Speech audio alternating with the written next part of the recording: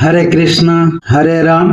गीता का यह श्लोक जिस प्रकार कछुआ अपने अंगों को संकुचित करके खोल के भीतर कर लेता है, उसी तरह जो मनुष्य अपनी इंद्रियों को इंद्र विषयों से खींच लेता है वह पूर्ण चेतना में दृढ़ पूर्वक स्थिर हो जाता है। जब मनुष्य इंद्रियों को अपनी चेतना में शामिल कर लेता है, वश में कर लेता है, तो वह पूर्ण स्थिर हो जाता है। किसी योगी भक्त या आत्म सिद्धि व्यक्ति की कसौटी यह है कि वह अपनी योजना के अनुसार इंद्रियों को वश में कर सके, किंतु अधिकांश व्यक्ति अपनी इंद्रियों के दास बने रहते हैं और इंद्रियों के ही कहने पर चलते हैं। यह है उत्तर इस प्रश्न की योगी किस प्रकार स्थित होता है। इंद्रियों की तुलना विषय सर्पों से की गई है। वे अत्यंत स्वतंत्रता पूर्वक तथा बिना किसी नियंत्रण के कर्म करना चाहती है।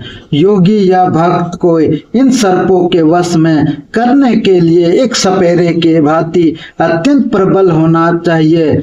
वह उन्हें कभी भी कार्य करने की छूट नहीं देता। शास्त्रों में अनेक आदेश है, उनमें से कुछ करो या तथा कुछ ना करो से संबंध है। जब तक कोई इन करो या ना करो का पालन नहीं कर पाता और इंद्रिय भोग पर संयम नहीं बरतता, तब तक उसका कृष्ण भावनामृत में स्थिर हो पाना असंभव है। यहाँ पर सर्वश्रेष्ठ उदाहरण कछुए का है। वह किसी भी समय अपने अंग समेट सकता है और पुनः विशिष्ट उद्देश्य से उन्हें प्रकट कर सकता है। इसी प्रकार कृष्ण भावना भावित व्यक्तियों की इंद्रियां भी केवल भगवान के विशिष्ट सेवाओं के लिए काम आती है, अन्यथा उनका संकोच कर लिया जाता है।